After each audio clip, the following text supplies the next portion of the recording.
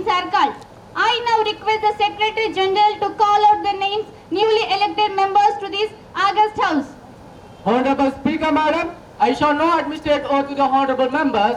The members will be kindly rise in their seats and take the oath of affirmation. Now, I call upon J. Sandhya Rani is a member from Nagar Karnool constituency from Telangana state to take the oath of affirmation.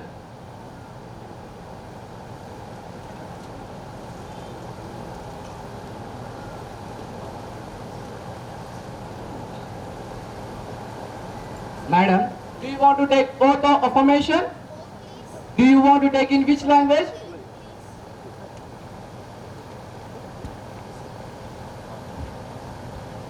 Sandhyarani అనే నేను ఈ లోక్సభ సభ్యురాలిగా ఎన్నికైనందున దేవుని సాక్షిగా ప్రమాణం చేస్తున్నాను.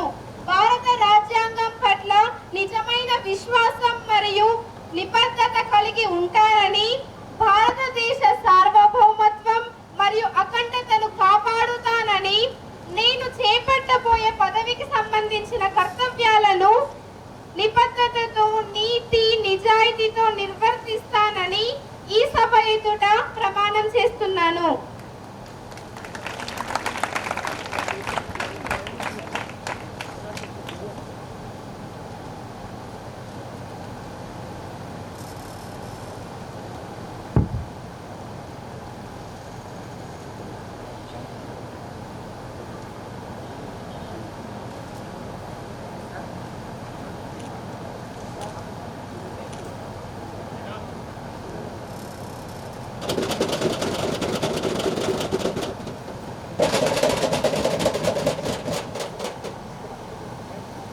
Now I call upon K. Arvind is a member from Vainon constituency from Kerala state to take the oath of affirmation.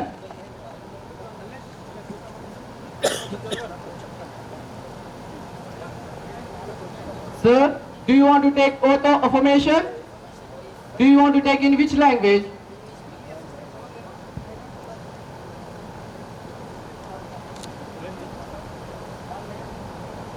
I, Arvind, having been elected a member of this House, do solemnly affirm that I will bear true faith and allegiance to the Constitution of India as by law established.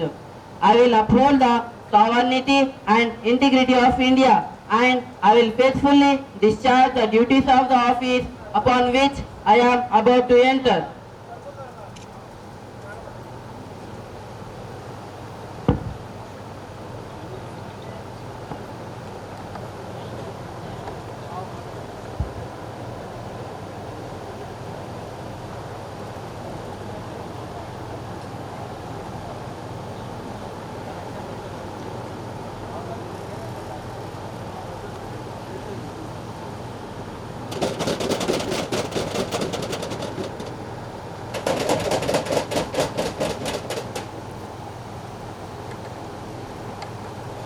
Now I call upon G.B. Naxi is a member from Prayagraj constituency from Uttar Pradesh state to take the oath of affirmation.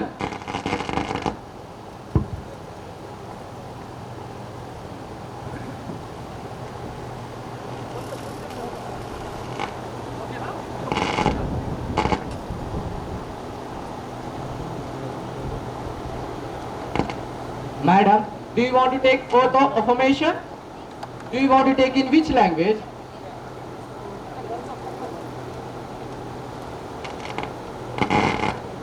मैं मीनाक्षी इस माननीय सदन की सदस्य चुने जाने पर ईश्वर को साक्षी मानकर शपथ लेती हूँ कि मैं भारत के संविधान के प्रति सच्ची श्रद्धा और निष्ठा रखूंगी। मैं भारत की संप्रभुता, एकता और अखंडता को अक्षुण्ण बनाए रखूंगी तथा बिना किसी भय, पक्षपात, अनुराग या देश के अपने कर्तव्यों का ईमानदारी और निष्ठा के साथ पालन करूंगी। मैं सदैव जनता के हित, सामाजिक न्याय और राष्ट्र की प्रगति के लिए पूर्ण समर्पण के साथ कार्य करूंगी।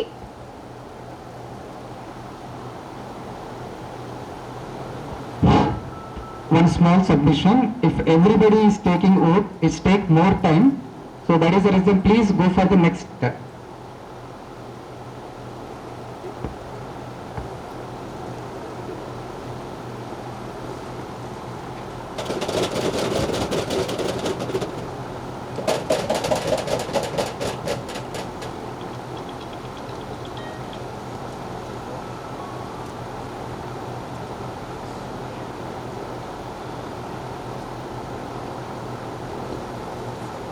Honorable members, the oath or affirmation has been duly completed. I congratulate all honorable members to this house and I wish them a meaningful and responsible participation in the proceeding of this house.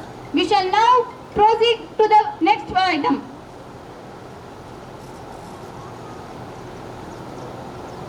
Honorable members, it is with deep sorrow that I inform the August House of sad demise of Sri Ajit Singh, former member Parliament from Rajasthan. Sri Ajit Singh was a dedicated public servant who devoted his life to the nation and the welfare of the people. Throughout his parliamentary career, he worked tirelessly to address the concern of his constituents and contributed meaningfully to the development of the society. He was known for his commitment, sincerity and a strong sense towards the nation. His contribution both inside and outside this house will always be remembered with respect and gratitude. His passing away is a great loss, not only to the house and not only to the loved ones, but also a nation who lost a devoted leader and a voice of people. Honorable members, in this moment of grief, we remember his valuable service and express our heartfelt condolence to the bereaved family. Honorable Prime Minister, please.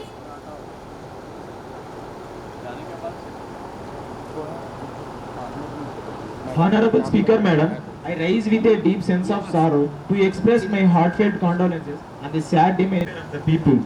His journey in public life was marked by sincerity, commitment and a strong sense of duty towards his constituents. Honorable Speaker, Madam, he was not just a representative of the people, but a voice that reflected their concerns, aspirations and hopes. His contribution in this house and outside will always be remembered with respect and gratitude. Throughout his life, he worked tirelessly for social development, upliftment of communities and strengthening democratic values. His dedication towards public service remains an inspiration for all of us. His passing away is a great loss to the nation. In this moment of grief, we stand in solidarity with his family and loved ones. On behalf of the government, I extend my deepest condolences to the bereaved family and pray that they find strength to bear this irreparable loss. May the departed soul rest in peace. Thank you, Honorable Speaker, ma'am. Opposition leader, please.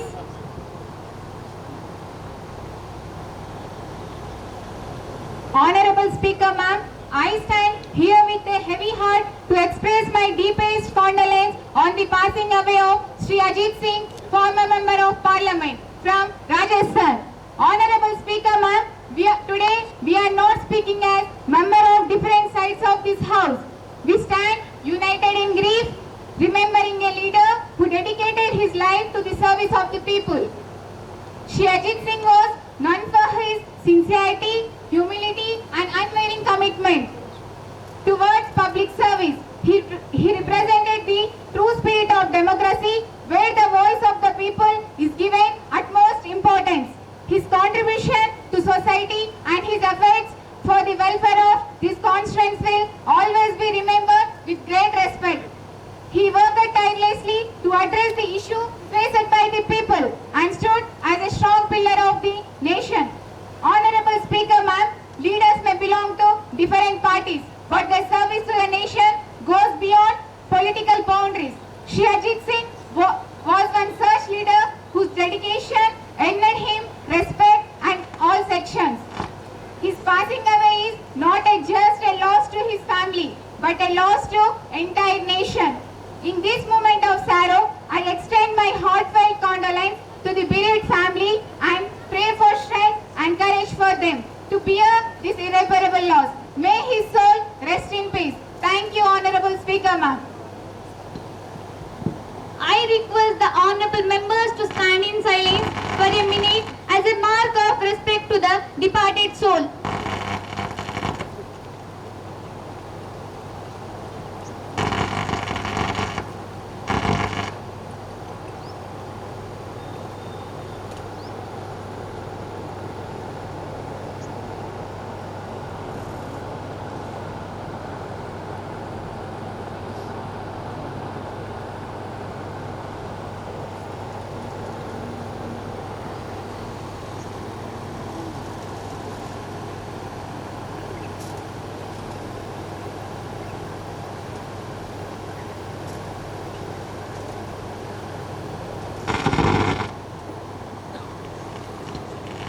Honorable members, please take your seats. May the departed soul rest in peace. The House conveys its sincere condolence to the bereaved family. Honorable members, the House will now take up the next item of business. Before proceeding further, I would like to inform this August House that there has been a recent induction of new Honorable Minister in the Council of Ministers. The inclusion of a new minister is an important moment in the functioning of the government, as it reflects the responsibility entrusted upon individual to serve the nation and contribute to governance with dedication and integrity. Such occasions also remind us of the collective responsibility we share towards strengthening our democratic institution and ensuring effective administration in the interest of the people. I now request the Honorable Prime Minister to introduce the newly appointed minister to this August House. Honorable Prime Minister, please. Honorable Speaker, Madam, with your permission, I rise to introduce to this August House the newly appointed members of the Council of Ministers. The inclusion of new ministers in the government is not merely an administrative process, but a reflection of our continued commitment to strengthening governance, improving efficiency, and serving the people with dedication and responsibility. Honorable Speaker, Madam, today I have the privilege of three distinguished individuals who have been entrusted with important responsibilities in the service of the nation. Srimati V. Chandana has been appointed as the Honorable Minister of Education. She brings with her a strong vision for empowering the youth of our nation through quality education, innovation, and skill development. Her focus will be on improving access to education, strengthening institutions, and ensuring that every student is provided with opportunities to grow and succeed. I am confident that under her leadership, the education sector will witness meaningful reforms and progress.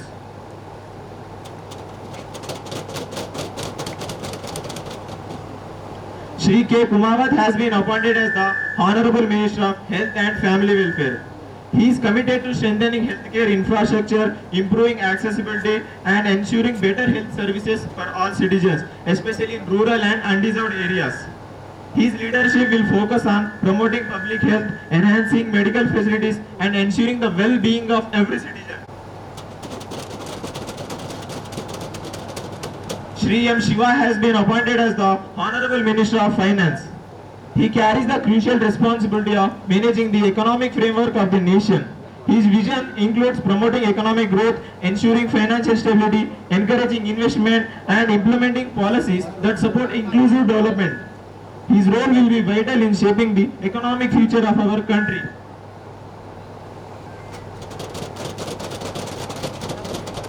Honorable Speaker, Madam, this appointment reflects the government's commitment to effective governance and inclusive development. I am confident that all three honorable members will discharge their duties with integrity, dedication, and a deep sense of responsibility towards the nation. I request the House to extend its cooperation and support to the newly appointed ministers in their responsibilities. Thank you, Honorable Speaker, Madam. I welcome the Honorable Minister to this House and extend my best wishes for responsible and meaningful tenure. I am confident that the Honorable Minister will discharge his or her duties with sincerity, commitment, and a sense of responsibility towards the nation. Honorable members, the House will now commence the question hour, which is an essential instrument of parliamentary democracy to ensure transparency and accountability of the government. Members are expected to raise issues of public importance and responsible manner, and ministers are expected to give them clear and satisfactory responses. I urge all honorable members to maintain dignity and decorum in this House. Let us now take question number 1. Honorable Speaker, Madam, my question is to the Honorable Minister of Tribal Affairs. The government repeatedly claims that it is working for the tribal development. However, the ground reality is many tribal areas tells a completely different story. Even today, thousands of tribal children are deprived of quality education. Many villages lack basic of infrastructure such as roads, electricity, and internet connectivity. And access to government schemes remain limited. I want to ask the Honorable Tribal Minister government role is serious about tribal development, or are these schemes merely limited to announcements on paper? I strongly take the item one of the most comprehensive focused approach towards tribal development. Recently, firstly, the expansion of Ekalavya Model Residential Schools, EMRS, across the country is at the modest steps to ensuring access to quality education. Institutions are not only providing education, but also promoting holistic development to sports, culture and skill building activities. However, the government even for ensuring better infrastructure, scholarship and livelihood opportunities. Thirdly, special attention is beginning to connectivity in remote areas through road development projects and notification schemes to ensuring digital inclusive initiatives. I could also like to emphasize that challenges in remote tribal areas complex due geographical and social economic factors. However, the government is working continuously with state authorities and local communities to overcome these challenges. Therefore, I urge you this House that government development just is not a priority, but a responsibility that the government is fulfilling with full commitment and accountability. Thank you, Honorable Speaker, ma'am. Honorable Speaker, Madam, the Honorable Minister speaks about schemes and budgets, but the people in tribal areas are still struggling for basic necessities. Is the government willing to accept that there is a serious gap between policy and implementation? If yes, what immediate action will be taken? Honorable Speaker, Madam, the Honorable Minister speaks about schemes and budget, but the people in tribal areas are still struggling for basic necessities. Is the government willing to accept that there is a serious gap between policy and implementation? If yes, what immediate action will be taken to fix this failure? Does not mean accepting failure. The government has undertaken already 5 gaps in implementation and has taken selectivity measures such as real-time in monitoring, increasing field inspection and better. Additionally, with local administration, community participation is beginning encouraged to ensure that scheme and implemented effectively at the grassroots level.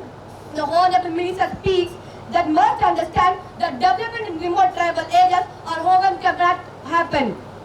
But still, progress is beginning made and results will be in many regions. Nation Party, you may ask to the Honorable Tribal Minister, please. Honorable Speaker, ma'am, my question is to the Honorable Minister of Tribal Affairs. Tribal communities are being displaced due to mining projects, industrial expansion and infrastructure development. While the government talks about development, tribal peoples are losing their land, livelihood and infrastructure development. Can the Honorable Minister explain how the government justifies such development that comes at the cost of the tribal rights and what concrete steps we want to take them to protect them? Tribal Minister, please. Honorable Speaker, ma'am, I would like to state that strongly development and protection of tribal rights are not mutually exclusive. The government is committed to ensuring development in inclusive initiatives. The implementation of the Forest Rights Act is a significant step in recognizing, safeguarding the land rights of tribal communities. No development projects are allowed to be proceed with the proper environment clearness and resettlement. And livelihood supposed to provide to affected families to ensure that they are not left behind. The government also promoting sustainable development while ensuring economic progress. I could also like to argue that the government does not support any development that harms the tribal development in recent years. Thank you, Honorable Speaker, ma'am. Honorable members, the discussion on question number 1 has been completed. I appreciate the participation of the honorable members as well as response given by the Honorable Minister. However, I would like to remind that the purpose of the question hour is to seek clarity and accountability of a question in a structured and disciplined manner. So, the now House will proceed to the next item of business. Question number 2, please. Honorable Speaker, ma'am, my question is to Honorable Defence Minister. India continues to import expensive fighter, aircraft and advanced weapon systems from foreign countries, while the government talks about self-reliance and Make in India. The reality shows heavy dependence on import. can you, Honorable Minister, explain why India is still relying on foreign fighters jets instead of fully developing indigenous capabilities? And how does the government justify the huge expenditure on this in both? Defense Minister, please. Honorable Speaker, Madam, I strongly reject the assumption that India is overly dependent on foreign countries without a strategic plan. National security is utmost importance, and decisions regarding defense procurement are taken with careful consideration of operational readiness and technological superiority. Firstly, the procurement of advanced freighter aircraft from foreign countries is done to bridge critical capability gaps in Indian Air Force. This acquisition ensures that our armed forces remain combat ready in rapidly changing global security environment. Secondly, the government is actively promoting indigenous defense manufacturing under initiatives like Atmanirbhar Bharat and Make in India. India has successfully developed platforms such as light combat aircraft, LCA Tejas, and work is ongoing on advanced projects like AMCA, Advanced Medium Combat Aircraft, and indigenous drone systems. Therefore, it is incorrect to say that India is dependent. Rather, we are following the balanced approach, ensuring security through strategic imports while building long-term self-reliance. Thank you, Honorable Speaker, Madam. Honorable Speaker, Madam, the Honorable Minister speaks about self-reliance. At major defense, it deals to be continued with foreign companies. Can the Minister explain why India will truly become self-sufficient in defense production instead of relying on external suppliers? Honorable Speaker, Madam, self-reliance in defense is a progressive process, not an overnight achievement. The government has already taken several concrete steps, including increasing defense production within the country, encouraging private sector participation, and reducing import dependency through policy reforms. We are witnessing significant growth in indigenous defense manufacturing, and India is also emerging as defense exporter. The Honorable Member must recognize that achieving complete self-sufficiency requires time, investment, and technological advancement, all of which are being actively pursued. Thank you, Honorable Speaker, Madam. Members, please. Honorable Speaker, Madam, my question is to the Honorable Defense Minister. Modern warfare is driven by advanced technology. Thank you so such much, as- ma'am. Small submission. Thank you so much, madam, for your great presence. It definitely motivated our students. Thank you for spending a lot of time with our students. Thank you so much once again, ma'am.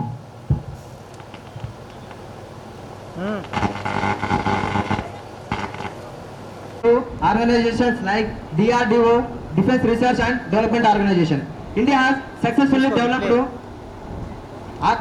advanced missile systems such as Agni, BrahMos and Akash, which demonstrates our technological capabilities. Furthermore, the government is promoting innovation through collaboration with the startups, private industries and academic institutions under initiatives like Innovation for Defense Excellence. Special focus is also being given to the emerging technologies such as artificial intelligence, cyber security and unmanned systems. These efforts are aimed at ensuring that India not only strengthens its defense capabilities but also becomes a global leader in defense technology. Thank you, Honorable Speaker, Madam. Is any supplementary question from opposition party? You may ask to the Honorable Defense Minister, please. Honorable Speaker, ma'am, while the Minister highlights achievements, many experts believe that India still lags behind in cutting-edge defense technologies compared to global powers. While in the government doing enough to close this gap, or we are falling behind in race or technological supremacy. Defense response. Honorable Speaker, Madam, I would like to assure the House that India is making rapid progress in defense technology. Comparison with the global powers must be seen in context. India is steadily building its capabilities through sustained efforts. The government is increasing funding for R&D, encouraging innovation and strengthening partnerships to accelerate technological growth. India's achievements in missile technology, space defense and indigenous platforms clearly indicate that we are moving in a right direction. Thank you, Honorable Speaker, Madam. Honorable members, the question has been completed. I thank all honorable members for their valuable participation. We shall now take up the next item of business, that is Zero Hull. Zero Hour provides an opportunity to the honorable members to raise urgent public importance without prior notice. I request all honorable members to brief, precise and maintain the dignity and decorum of the House during these proceedings. We shall now begin with Zero Hour. Members please. On this House towards a matter of great national importance. The impact of ongoing tensions in West Asia, particularly involving Iran and United States, on India's energy security and LPG supply. Honorable Speaker ma'am, India depends significantly on imports to meet its energy requirements and crude oil and LPG. A large portion of this supply passes through the Strait of Hormuz, which is currently facing instability due to geopolitical tensions. Any disruptions in this region directly affect global oil prices and supply chain, and India being a major importer to faces immediate consequences. Honorable Speaker ma'am, there are growing concern that rising global oil prices are increasing fuel costs in India. LPG cylinder prices are putting pressure on household budgets. Supply disruptions may lead to shortages, especially in rural areas. This situation is not only an economical challenge, but also affects the daily lives of a common citizen. Therefore, I would like to ask the government what steps are being taken to ensure uninterrupted supply of LPG and fuel across the country.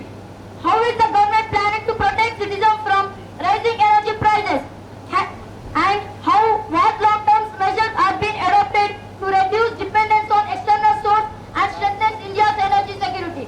Honorable Speaker ma'am, energy is the backbone of development and any disruption can have far-reaching consequences.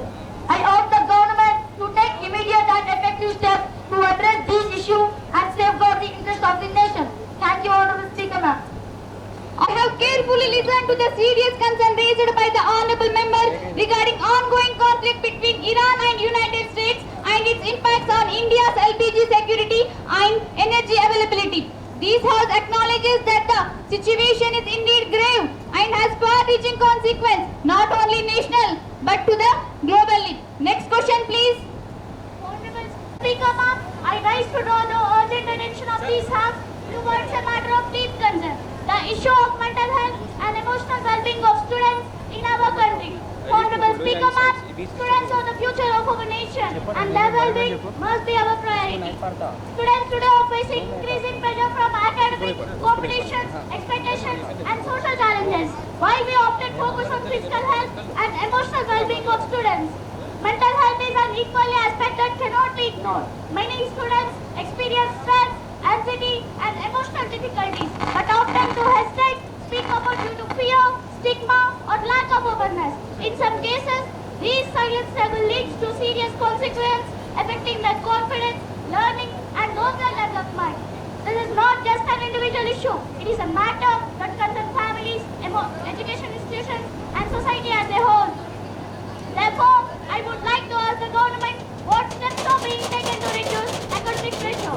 What steps? How is the government ensuring availability of counseling and support system in schools and colleges? And what measures are being taken to reduce academic pressure and create a healthy learning environment for students? Honorable Speaker ma'am, students are the future of our nation and their well-being must be our priority. Mental health should not be treated as hidden issue, but as an essential part of Matter will be referred to the Ministry of Health and Family Welfare for urgent action. Next question, please. माननीय अध्यक्ष महोदय, हमारे पड़ोसी देश पाकिस्तान और चीन अब केवल हमारे पड़ोसी नहीं है, बल्कि भारत की शांति संप्रभुता के लिए लगातार चुनौती बनाता रहा है। पाकिस्तान जो आतंकवाद को अपनी नीति बना चुका है, जहां से हमारे देश के खिलाफ नफरत और हिंसा की फैक्ट्री चलाई जा रही है, और चीन जो मित्रता की बात करता है, लेकिन पीठ पीछे सीमा पर घुसपैठ और सैन्य दबाव बना जा रहा है। माननीय अध्यक्ष महोदया, क्या यह सच नहीं है कि हमारे जवान सीमा पर गोलियों का सामना कर रहे हैं और चीन बार बार हमारी सीमाओं को चुनौती दे रहा है? आखिर कब तक भारत इन नुकसानों को सहन करेगा? मैं सरकार से सीधा और स्पष्ट उत्तर चाहती हूँ। क्या सरकार पाकिस्तान द्वारा प्रायोजित आतंकवाद को झट से खत्म करने के लिए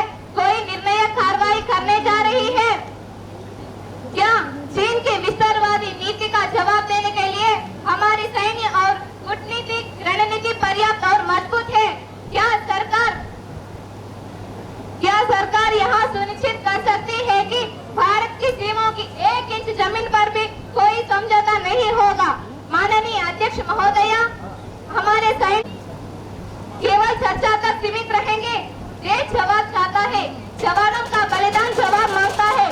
मैं भारत से आग्रह नहीं बल्कि मांग करती हूँ कि देश की सुरक्षा पर स्पष्ट, सख्त और निर्णायक नीति इस सदन के सामने रखी जाए, क्योंकि यहाँ केवल सीमा का मुद्दा नहीं है, यहाँ भारत की आन, बान और शान का सवाल है। धन्यवाद माननीय अध्यक्ष महोदया। माननीय, सीमा पर होने वाली गतिविधियां चाहे वह आतंकवादी से संबंधित हो या सीमा विवाद से निश्चित रूप से चिंता का विषय है और इन पर सदन की गंभीरता स्वाभाविक है। जहां तक सरकार की कार्रवाई का प्रश्न है वह विषय संबंधित मंत्रालय के अधिकार क्षेत्र में आता है और सरकार निश्चित रूप से इस पर आवश्यक कदम उठा रही होगी। इस विषय को सदन की कार्यवाही में दर्ज किया जाता है। अब हम अगले विषय की ओर बढ़ते हैं। Next question please. For this house, a matter that is not just a policy issue, but a deeply human concern and the empowerment and the dignity of women in our society. Sacrifices her education. She dreams of becoming a teacher, a doctor, or a leader. Her circumstances quietly ask her to give up those dreams. Honorable Speaker, Madam, this is not just our story. This is the reality of countless girls across our nation. At the same time, we also see inspiring examples of women who have broken barriers and achieved great success. This clearly shows that the problem is not capability. The problem is opportunity and support. Honorable Speaker, Madam, women are strong, capable and determined, but they need equal access, safety and encouragement to truly shine. Yet even today, many women face challenges and safety concerns. This is not just an issue of development. This is an issue of justice, dignity and equality. Therefore, I would like to ask the government what steps are being ensured that every woman, girl, child get access to education and opportunities. How is the government working to create a safe and supportive environment of women in all areas of life? And what measures are being taken to empower women in rural and underprivileged communities? Honorable Speaker, Madam, when a girl is educated, a family progresses. When a woman is empowered, a nation rises. Let us not allow dreams to be limited by circumstances. I urge the government to take strong and immediate steps to ensure that every woman in this country can live with dignity, confidence and equal opportunity. Thank you, Honorable Speaker, Madam. Matter raised by you is indeed important and concerns the welfare and the empowerment of women in our society. The House takes note of the issue raised by members. Before we proceed to the next item of business, we have the honor of welcoming a foreign delegate from Australia to this House. Their presence reflects the spirit of international cooperation and mutual understanding. Prime Minister, please. Honorable Speaker, Madam, it is my privilege to warmly welcome the distinguished delegates from Australia to this Augustus. India and Australia share strong diplomatic relations, mutual respect and cooperation in various fields, including education, trade and defense. We are honored by your presence here today and look forward to strengthening our friendship and collaboration. Thank you for visiting our parliament. This house for the kind hospitality. We admire India's democratic tradition and commitment to develop. The House expresses its pleasant stay and continued friendship between our nation. Thank you for visiting our parliament.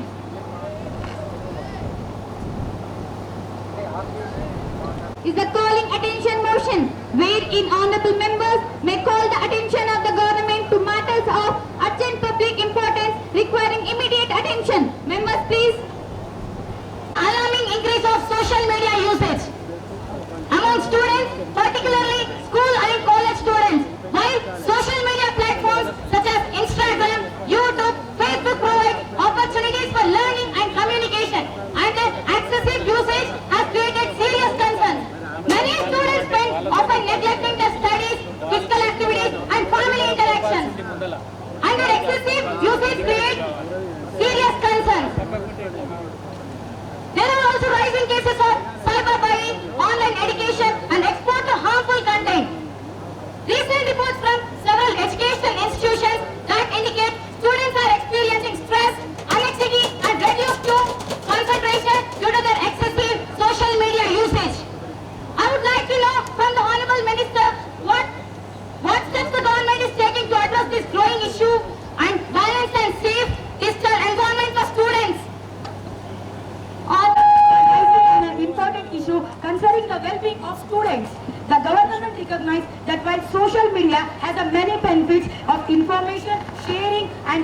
connectivity, excessive and unregulated uses can negatively impact students' mental health, academic performance and social behavior. To address these issues, the government has undertaken several initiatives. Educational institutions across the country are being encouraged to awareness campaigns on responsible and balanced use of digital platforms. The Ministry of Education has issued guidelines advising schools to promote healthy digital habits and limited unnecessary smartphones uses during school hours. Through programs like School Health and Wellness Initiatives, counseling service are being strengthened and to support students experience digital addictions or stress. In a collaboration with the Minister of Electronics, Information Technology, cyber safety modules are introduced to educate students about online privacy, cyberbullying prevention and responsible digital platforms. Parents are being encouraged to monitor children's screen time and a guide towards constructive use of. The government remains committed to ensuring the technology serves as a tool for education rather than distractions or harm. Thank you, Honorable Speaker, Madam. Honorable Speaker, but the reality on the ground is different. Students are facing online harassment, unrealistic beauty standards and social media pressure every day. Honorable Speaker, ma'am, why has the government not introduced strict screen time guidelines for schools and minors?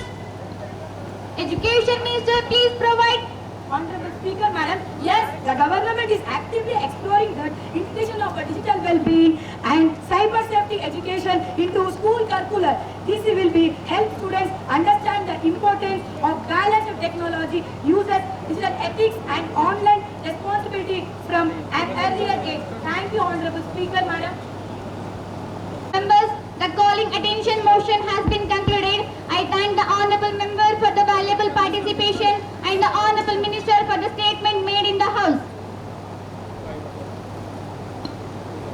Honorable members, the house shall now take up the next item of business, that is papers to be laid on the table of the house. This is an important procedural requirement through which various reports, rules and official documents are formally presented before the house for information and record. I request the Honorable Health Minister and Family Welfare to lay the papers on the table of the house. Health Minister, please. On the table of this house to the following papers. A copy of the annual report of Ministry on Health Family Welfare for the year 2025 to 26. A statement regarding to the implementation of the National Health Program, including immunization and public health initiatives. A copy of rules and notifications issued under the relevant health acts. So, I lay these papers on the table. Thank you, Honorable Speaker, Madam. Papers as Minister of Road Transport and Highways to lay the papers on the table of the house. Transport Minister, please. Honorable Speaker, Madam, I beg to lay on the table of the House the following papers. A copy of the annual report of the Ministry of Road Transport and Highways for the year 2025 to 26. A statement regarding the progress of National Highway Development Projects and road safety measures. A copy of the rules and regulations and notifications issued under the Motor Vehicles Act. I lay these papers on the table. Thank you, Honorable Speaker, Madam. The papers are in on record. We shall now proceed to the next item of business. Honorable members, the House has completed the previous item of business. We shall now take up the next item and very important item on today's agenda, namely legislative business. This House will now deliberate upon a matter of significant national importance, and I accept all honorable members to uphold the dignity and decorum of the House during these proceedings. I call upon the Honorable Law and Justice Minister to move the bill for consideration of the House. Law and Justice Minister, please. Honorable Speaker, Madam, I rise to move that the bill to provide a uniform civil code for all citizens of India be taken into consideration by this aggression reaching diversity, traditions, languages and beliefs. This diversity our strength, our identity and our pride. At the same time, our constitution envisions a future where every citizen equal before the law, without discrimination or inequality. Article 44 of our constitution clearly direct the state to strive towards securing a uniform civil code for all citizens of India. Honorable Speaker, Madam, Even today, laws, personal laws relating to marriage, divorce, inheritance and adoption. In some cases, these differences lead to inequality, especially affecting women and vulnerable sections of society. Can we as representatives or people can remain silent when justice is not uniform? Can equality remain only a promise written in constitution and not reality in people's lives? This bill seeks to address these concerns with sensitivity and balance and respect for our diverse traditions. This objective of this bill are clear and purposeful to ensure equality before the law for every citizen of India, to promote gender justice and dignity, especially for women, to simplify and modernize legal procedures relating to family matters, to strengthen the spirit of national unity while respecting cultural diversity. Honorable Speaker Madam, let me make it very clear. This bill is not against any religion, nor does it seek to interfere and faith or beliefs. It not does about uniformity in culture, but uniformity in justice. Honorable Speaker Madam, with these words, I ask all honorable members of this House to rise above differences and support this bill and progressive historic legislation. I commended this bill to the House. Thank you, Honorable Speaker Madam.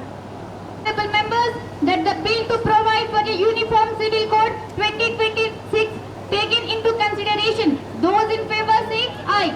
Aye. Those in against say no. I think the ayes have it, the ayes have it. The motion is adopted. The House will now take up the bill for discussion and consideration.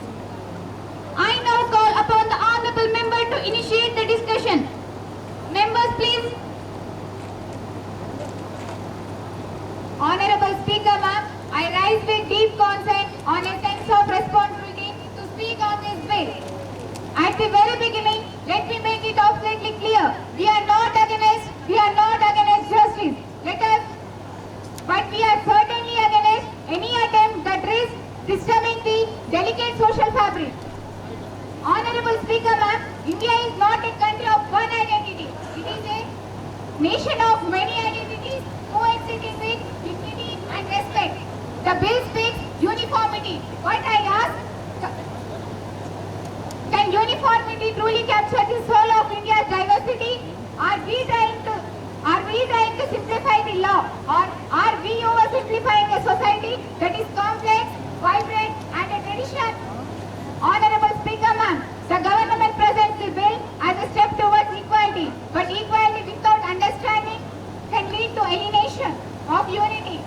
There are millions of citizens, past customs, traditions, and personal laws are not just legal matters, but a way of life passed down through generations. If this House moves forward without listening to their voice, we risk creating hope instead of trust and division instead of harmony. Honorable Speaker, I ask the Honorable Minister, has the government truly captured the? Have the concerns been heard, or are we rushing towards a decision that may have long-term consequences? Reform cannot be forced. Reform must be built on dialogue, consent and trust. Let us not turn a vision of equality into a source of anxiety for our citizens. Honorable Speaker, ma'am, true strength of India lies in making everyone the same, but in ensuring that every difference is respected and every voice is heard. Therefore, I urge this House to proceed with caution, reason with sensitivity and legislative wisdom. Thank you, Honorable Speaker, ma'am. By the honorable member, at the outset, let me say I fully respect the emotions expressed in this House. The diversity of India is not something we wish to diminish. It is something we are proud to protect. Honorable Speaker, Madam, we must ask ourselves fundamental questions. Can justice be selective? Can equality be partial? Can law treat citizens differently based on identity? If answer is no, then the need to reform becomes not just important but essential. This bill does not aim to erase traditions. It does not seek to interfere or fate.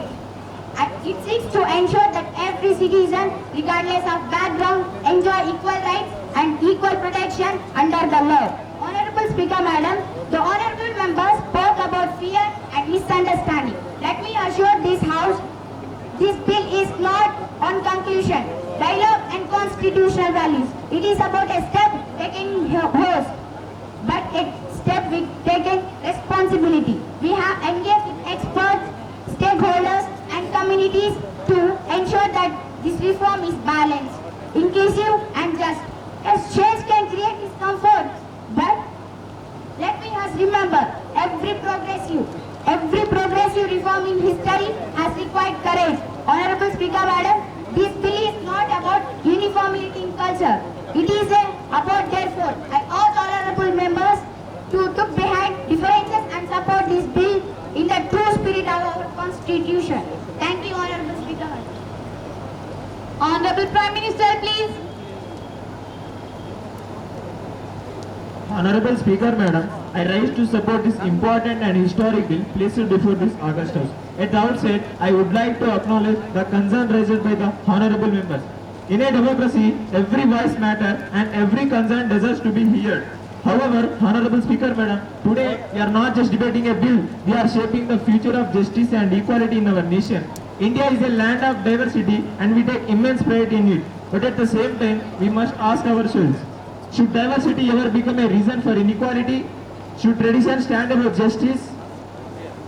Honorable Speaker Madam, the essence of our constitution is clear. Equality before law and equal protection of laws for every citizen.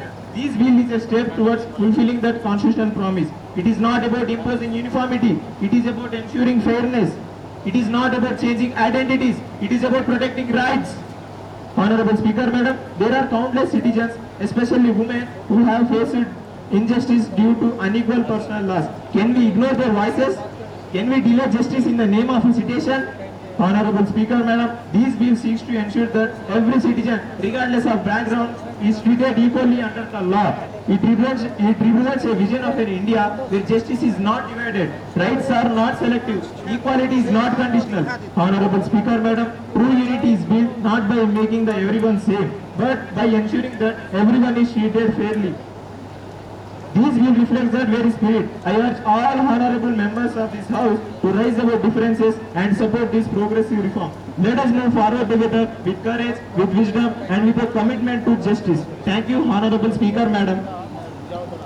Honorable members, the House has concluded the discussion on the bill. That the bill is to provide for a uniform civil code 2026 be passed. Those in favor say aye. Those in against say no. I think the ayes have it, the ayes have it, the ayes have it. The bill is passed. The bill as passed by this House will now be transmitted to the other House for its consideration. Honorable members, today this House was witnessed a debate that reflects the very spirit of Indian democracy, a debate where different opinions were expressed with passion, conviction and responsibility. The issue before us, the Uniform Civil Code, is not merely a legal question. It is a question about the future direction of our nation. Our constitution, the guiding light of our democracy, envisioned a society where every citizen stands equal before the law, regardless of religion, gender or background. Article 44 reminds us of that vision, a vision where civil laws unite us rather than divide us. At the same time, we must remember that India's greatest strength lies in its diversity. Our traditions, languages and cultures are not weakness, they are the soul of this nation. The challenges before us, therefore, is not to choose between equality and diversity, but to ensure both coexist in harmony. Today's debate has shown that while our perspective may differ, our commitment to the Constitution and welfare of our nation remains the same. Laws alone cannot build just a society. Justice is built through dialogue, understanding and trust among people. Let this House send a message to the nation that India will always move forward guided by the principles, justice, equality and unity. May we continue to debate with courage, disagree with respect and legislate with wisdom. With these words, I thank all honorable members for their valuable participation, the House stands adjourned.